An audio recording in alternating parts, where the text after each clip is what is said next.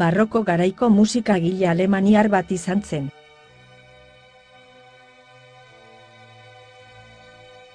Musikaren historian, izandako musikagilerik onenetakotzat jotzen da. Musika klasikoa konposatzeaz gain, organista ere izan zen, eta klabizenbaloa, biolina eta biola jotzen zekien.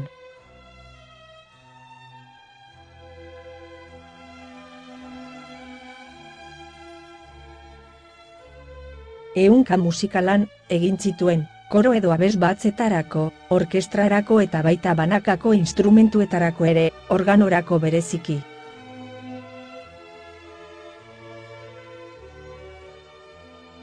Alemaniako Eisenak hirian jaio zen, 1685 martxoaren 21 eta Leipzig hirian, hil zen 1750 uztailaren 28an.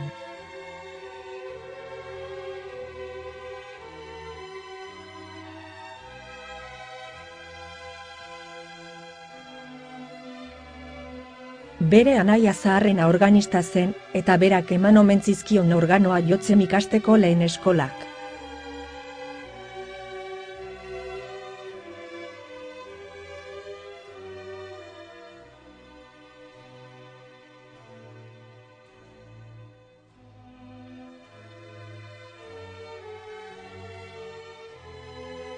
Lineburg hiriko eskola batera joan zen, eta hango abesbatzan hasi zen kantatzen. Eskola urteak bukatzerako oso trebea omen zen organoa jotzen.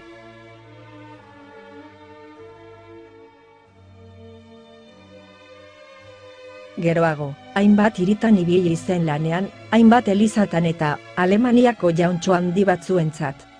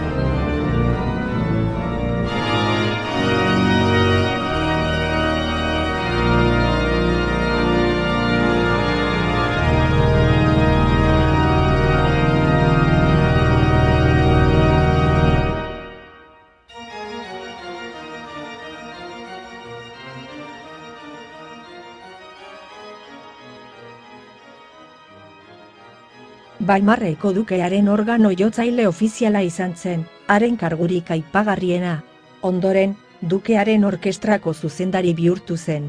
Egin beharrekoen artean, hilero-hilero, kantata izeneko konposizio bat egin behar zuen elizarago.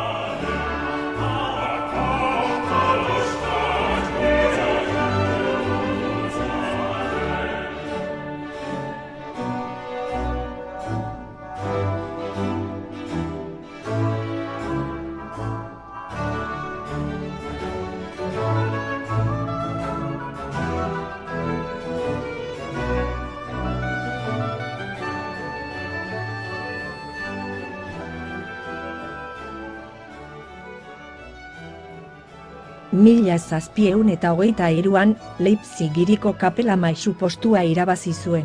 Lanpostu horretan, hainbat kantata gehiago idatzi zituen. Hiri hartan bertan, orkestra bat zuzendu zuen 1729 eta 1740 bitartean. Leipzig hirian hil zen.